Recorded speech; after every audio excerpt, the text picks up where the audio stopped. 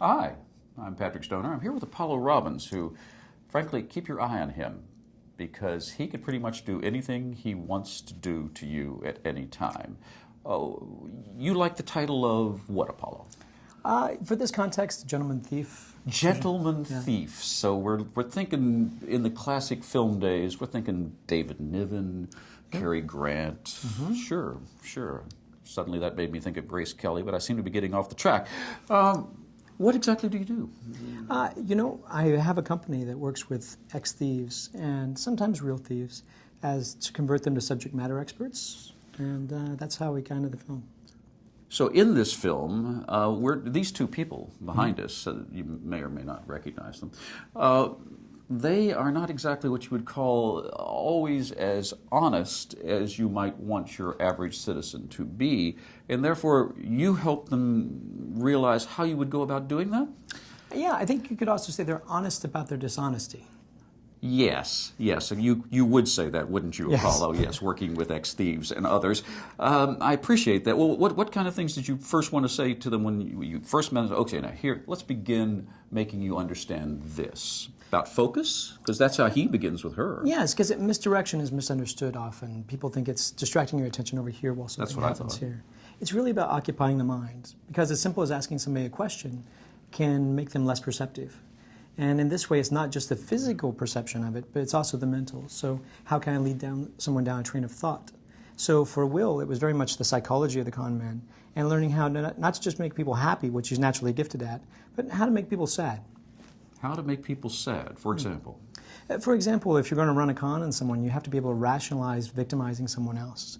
And that's he had to meet some people that do that to understand the grays and how people live with victimizing other people. Well, what I always heard is that con men say basically all we ever do is let people con themselves because they get greedy or want something. But it's greedy and also loneliness. So there's all this range. So if you're conning someone because they want something, so it's really how do you identify what they need, what motivates them, what makes them vulnerable, and those become the handles that you pull on.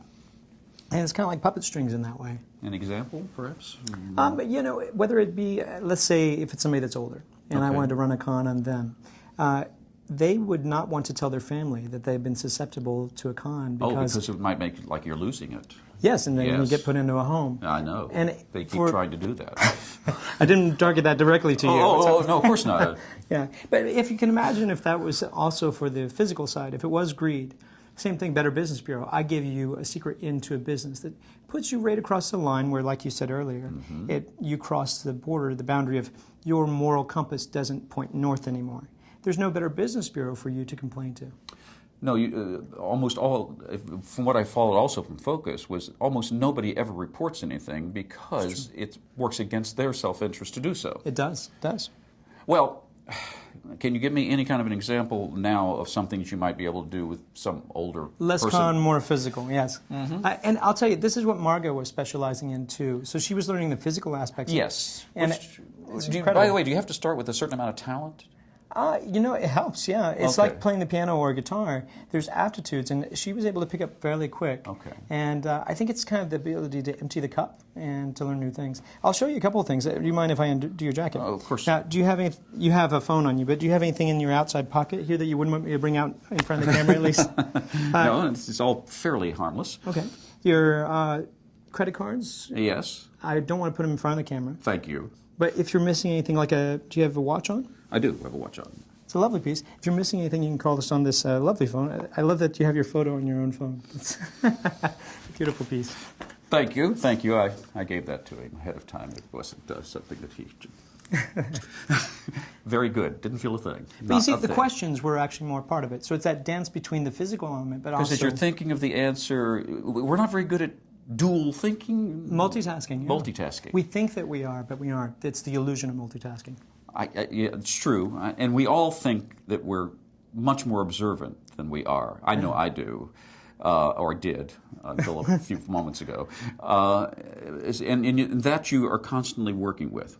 Now, just to close this out, when all is said and done, is what you see in the film something that I mean, really, it's so slick in the film because we have a whole team going. So, of course, it's exaggerated for dramatic purposes, I assume. Very little. Very little. Yeah, that's the unusual part that I was kind of excited to put in there. Although there are rapid cuts, Yes. if you were to watch them, they happen so quick. But they are all based on real steels. They're from different countries, whether it's Brazil or Spain or Russia. But we collected all those and used real steels throughout the whole piece. Apollo, thank you very much. It was a pleasure. Apollo Robbins, I'm Patrick Stover.